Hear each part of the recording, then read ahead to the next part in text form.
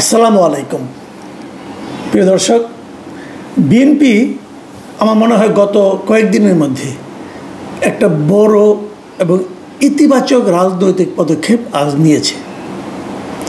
এবং সেই পদক্ষেপটা হলো যে তারা জাতীয় সংসদের আসন্ন যে নির্বাচনের ডেট ঘোষণা করা হয়েছে ফেব্রুয়ারিতে, সেই নির্বাচনের জন্য তারা আজকে ২ শতাধিক আসনের সম্ভাব্য প্রার্থী নির্বাচন করেছে। এগুলো আনুষ্ঠানিকভাবে তারা কিছু বলেনি, কিন্তু এটা জানা গেছে, এর মধ্যে প্রকাশিত হয়ে গেছে যে ২ শতাধিক আসনে তারা বলে দিয়েছে যে তারা কাদেরকে নমিনেশন দিতে যাচ্ছে।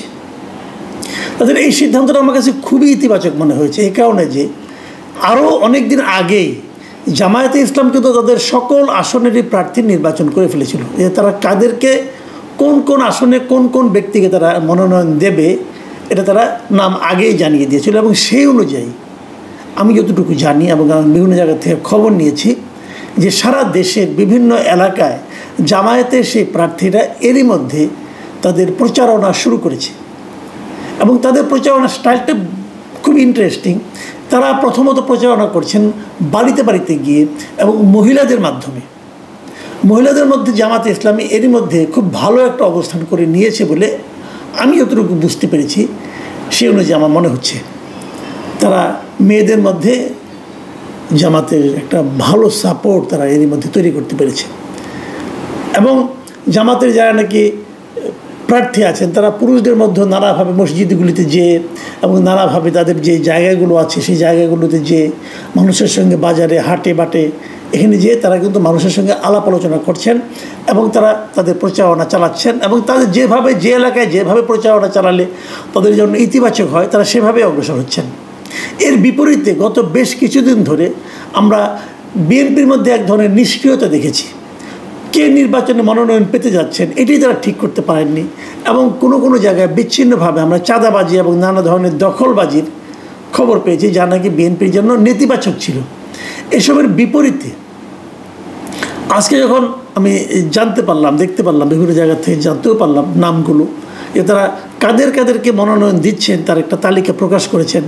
এবং তারেক রহমান সাহেব উনি লন্ডন থাকেন, উনি ওখানে বসেই তাদের সঙ্গে নানাভাবে যোগাযোগ করে, স্কাইপের মাধ্যমে যোগাযোগ করে ওদেরকে নির্দেশনা দিয়েছেন যে আপনারা যার এলাকায় যে প্রচারণা শুরু করে দেন। এটাতে ভালো যে জিনিসটা হবে সেটা হলো, যদি ওই এলাকায় কোনো বিদ্রোহী প্রার্থী থাকেন অথবা যদি আরও কারোর মধ্যে কোনো রকম খায়েশ থাকে, তা কিন্তু আগামী 1-1.5 মাসের মধ্যে প্রকাশিত হয়ে যাবে। যখন প্রকাশিত হয়ে যাবে তখন তার ব্যাপারে আলোচনা করা, তাকে বোঝানো, তাকে প্রভাবিত করা অনেক কিছুই কিন্তু সহজ হবে। কিন্তু এটা যদি একদম শেষ মুহূর্তে ঘোষণা করা হতো প্রার্থীরা, তখন হয়তো ওদেরকে থামানোর আর সুযোগ পাওয়া যেত না। এটা আমি মনে করি বিএনপির দলীয়ভাবে খুবই ইতিবাচক একটা পদক্ষেপ। এবং সেই পদক্ষেপের ফল কি হয় আমার মনে হয় খুব শিগগিরই এর ফল আমরা দেখতে পাবো। এবং বাকি যেগুলো বাকি আছে, যেগুলো যতটুকু শুনেছি যে আরও প্রায় 100 মতো বাকি আছে, সেগুলো বিএনপি খুব দ্রুতই সমাধান করতে পারবে বলে আমার ধারণা। তো এইগুলো গেল একটা দিক। এবং এর মধ্যে দেখলাম বেশ কয়েকজন যারা বিএনপি করেন না তাদেরকে পর্যন্ত মনোনয়নের কথা প্রাথমিকভাবে সবুজ সংকেত দেওয়া হচ্ছে। এর মধ্যে আন্দালিব রহমান পার্থ আছেন গুলশান এলাকায়, মোহাম্মদপুর এলাকায় ববি হাজ্জাজকে নমিনেশন দেওয়া হয়েছে বলে জানতে পেরেছি। তো এই সমস্ত প্রার্থীরাও কিন্তু বেশ আমার কাছে মনে হয় যে বেশ উজ্জ্বল প্রার্থী। এরা এখানে প্রার্থী হলে পর ভালোই হবে আমার মনে হয়। সব মিলিয়ে বিএনপি এখন থেকেই যেন একটা তাদের যে আগের প্রতিশ্রুতি একটা ছিল জাতীয় সরকার দিকে যাওয়ার, সেদিকে সম্ভবত তারা অগ্রসর হচ্ছে। এসবের বিপরীতে একটা হালকা খবরের কথা বলি, ওটা হালকাই বটে। হালকা হলে এরকম, আজকে জাতীয় নাগরিক পার্টির মুখ্য সমন্বয়ক মানে এনসিপির মুখ্য সমন্বয়ক নাসিরউদ্দিন পাটোয়ারি তিনি আজকে নির্বাচন কমিশনে গিয়েছিলেন তাদের নিবন্ধন এবং প্রত্যেকের সমস্ত বিষয়ে কথা বলার জন্য। এবং ওখান থেকে বের হয়ে এসে তিনি তার বরাবরের মতো আগে যেগুলি করতেন এখনও সেরকম মানে একটা ভবিষ্যৎবাণী করে দেন। সেই ভবিষ্যৎবাণী উনি যেটা করেছেন সেটা আবার কিন্তু আমার মনে হয় বিশেষ অনেক লোকের মধ্যে বেশ কৌতূহলের উদ্রেক করবে। সেটা কি উনি বলেছেন যে আসন্ন নির্বাচনে জাতীয় নাগরিক পার্টি মানে এনসিপি তারা নাকি 150টা আসন পাবে। তার মানে 150টা আসন যদি তারা পেয়ে যায় তাহলে তারা সরকার গঠন করবে। আবার দুদিন আগে গত শুক্রবারে দেখলাম চট্টগ্রামে জামায়াতে ইসলামের একজন মানে সংগঠক এবং সেন্ট্রাল লিডার একজন, তিনি বলছিলেন যে এবার জামাতে ইসলামী সরকার গঠন করবে, বিএনপি যাবে এই বিরোধী দলে। তো উনি জামাত এবং বিএনপির মধ্যে একটা কম্পিটিশন দেখছেন, উনি এনসিপিকে পাত্তাই দিচ্ছেন না। আবার এদিকে এখন দেখছি এনসিপি তাদেরকে বিএনপিকে একটা পাত্তা দিচ্ছেন। তিনি বলছেন যে বিএনপি 50 থেকে 100টা মতো আসন পাবে, ধরে যদি 100টাই পায়, আর ওনারা পাচ্ছেন হলো গিয়া 150টা, 250, তাহলে জামাতের জন্য তো থাকে মাত্র 50টা, জামাতকে বাকি 50টা সবগুলি পাবে। যদি পায় তাহলে জামাতের কি হবে? জামাতে তাহলে বিরোধী দলে থাকলেও 3 নম্বর দল হিসেবে থাকতে হবে। তো হিসেবটা যেন কেমন হয়ে গেল না? এইগুলি হয় কি সাধারণ মানুষের মধ্যে এক ধরনের কৌতুকের জন্ম দেয়। নাসিরুদ্দিন পাটোয়ারি সাহেবকে বুঝেন আমার মনে হয় না, ওনাকে বলে লাভ নাই। বাট ওনার যারা নেতা আছেন, ওনার দলের যারা লোক আছেন, তাদেরকে মানে আমি বলতে চাই যে আপনারা এই পাটোয়ারি সাহেবকে থামান। হ্যাঁ, পাটোয়ারি সাহেব যেগুলো বলছেন এগুলো তো মানুষ হাসাহাসি করছে আপনাদের নিয়ে।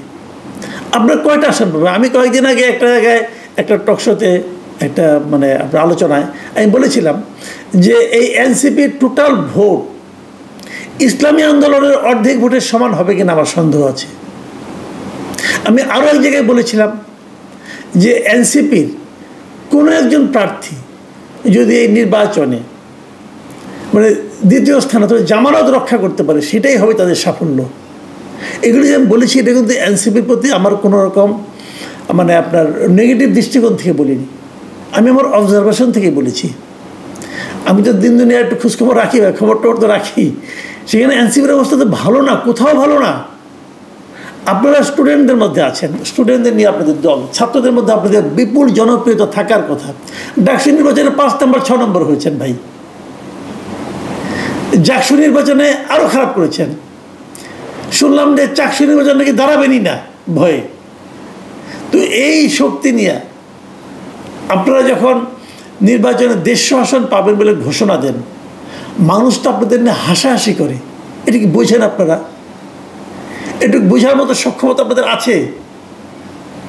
আমি অনুরোধ করব যে পাটোয়ারি সাহেবকে দয়া করে আপনারা থামান। এরা তো আপনাদেরকে সারা দেশের ভোটারদের সামনে হাসির পাত্র করে তুলছেন।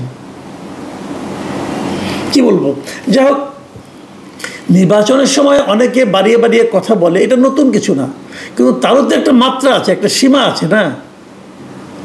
এবং এই দুটোই নির্বাচনের বড় খবর আমি মনে করি। তারপরে আমি আশা করব যে এনসিপিও সতর্ক হয়ে চলবেন, ভালোভাবে কথা বলবেন। এনসিপি যদি কারোর সঙ্গে জোট করতে পারেন তখন একটা সম্ভাবনা আছে, সেই জোটেরও তো কোনো সম্ভাবনা দেখছি না। এনসিপির ভবিষ্যতে আসলে খুব বেশি আশাবাদী হওয়ার সুযোগ নেই। তবে বিএনপির যে রাজনৈতিক যে প্রজ্ঞাটা তারা দেখিয়েছে প্রার্থী ঘোষণা করে, আমি এটাকে খুবই সমর্থন করি এবং আমি মনে করি এর ইতিবাচক ফল বিএনপি পাবে। বিএনপির উচিত হবে এই প্রার্থীদের পক্ষে দলের অন্যান্য যারা সম্ভাব্য প্রার্থী আছেন তারা এখন থেকেই মাঠে নামছেন কিনা এই জিনিসটাকে মনিটরিং করা। তারা যদি এখন থেকে এটা মনিটরিং করতে পারেন তাহলে আমার মনে হয় যে বুঝতে পারবেন যে আগামী দিনগুলিতে তাদের কী পদক্ষেপ নিতে হবে। অনেকে হয়তো বলবেন যে আমি তাহলে বিএনপির পক্ষ নিচ্ছি কিনা, বিএনপিকে ভালোভাবে বুদ্ধি দিচ্ছি না। বুদ্ধি আমি সবাইকে দিই। আমি চাই যে বিএনপি যেন পূর্ণ শক্তি নিয়ে ইলেকশনটা করে, জামাতে ইসলাম যেন তাদের পূর্ণ শক্তিকে একত্রিত করে ইলেকশনটা করে, এমনকি এনসিপি যারা 150 আসন পেতে চাচ্ছে তারাও যেন তাদের পূর্ণ শক্তি নিয়ে একত্রিত হয়ে ইলেকশন করে। বিদ্রোহী প্রার্থী থাকলে পরে অনেক সময় হয় কি ওই পার্টির শক্তিটা বোঝা যায় না। বিদ্রোহী প্রার্থী চাই না, সবাই যার যার দলের আদর্শ নিয়ে পূর্ণ শক্তি একত্রিত করে নির্বাচন করুন। জনগণ যাকে নির্বাচন করে তিনি নির্বাচিত হবেন। তবে এই নির্বাচনের যে হাওয়া লেগে যাওয়া এটা কার্যকর হোক আগামীতে, এই প্রত্যাশা করি। প্রিয় দর্শক, এখন এ পর্যন্তই। আল্লাহ হাফিজ।